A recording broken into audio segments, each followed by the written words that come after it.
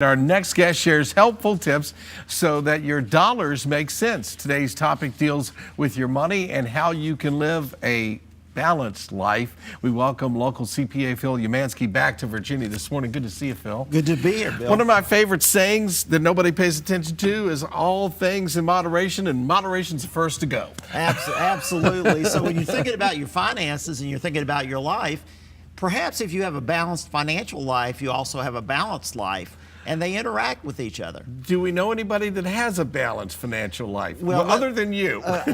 That's an ideal, but we always got to check ourselves and make sure we don't get out of balance. Just think about walking. You don't have your balance, you're going to fall. You got to have a balanced financial life to have a balanced full life. All right, so how do we get there? And I know you're going to help us to get our balance. All right, so some quick little tips here. Live within your means. Okay? Live within your means. He said that very easily. That was like be a millionaire, get $1 million. Yeah, absolutely. Okay. Step one. Have a budget and make sure that your budget is in balance. You don't want to go over. So a rule of thumb, this is several benchmarks that I've been looking at. 50% of your income on needs. Okay? 30% on wants, 20% on savings, debt repayment, or hopefully giving back to the community in some form or fashion. The trick there is figuring out the difference between needs and wants. Absolutely. Now, the needs are things that you got to have. Wants are things that you can live without. Okay. All right. Okay. I got to have a new car. I got to have it. Okay. Yeah, absolutely. Okay. Transportation is a need. All right. A big car is a want. Invest in yourself, most important. Now, this is what I'm really going to emphasize. You know, we live to work, but we also work to live.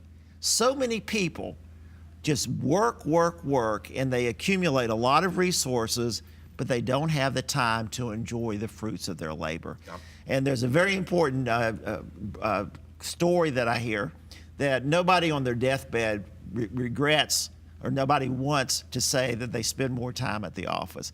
So if you're going to make money, make sure you use it and enjoy life a little bit, and also give back to the community. All right, I'm with you there.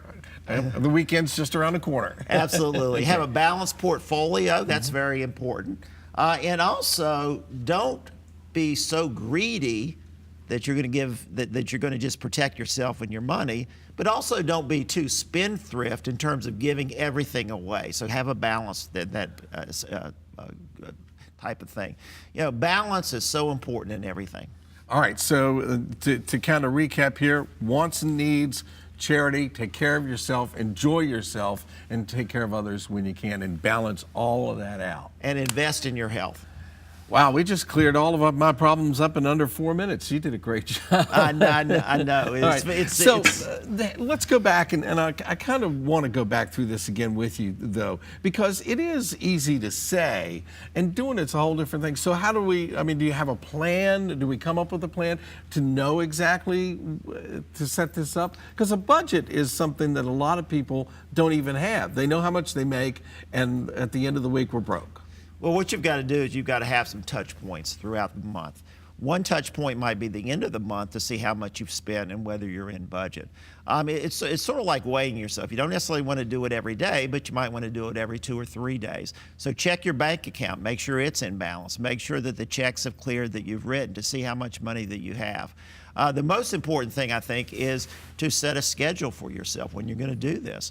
My wife and I always, at the end of the month, maybe the second or third of the next month, go and look what our ending balance on our cash was compared to the previous month. That lets us know if we've got a little bit of a reserve to spend in the future if there's an emergency.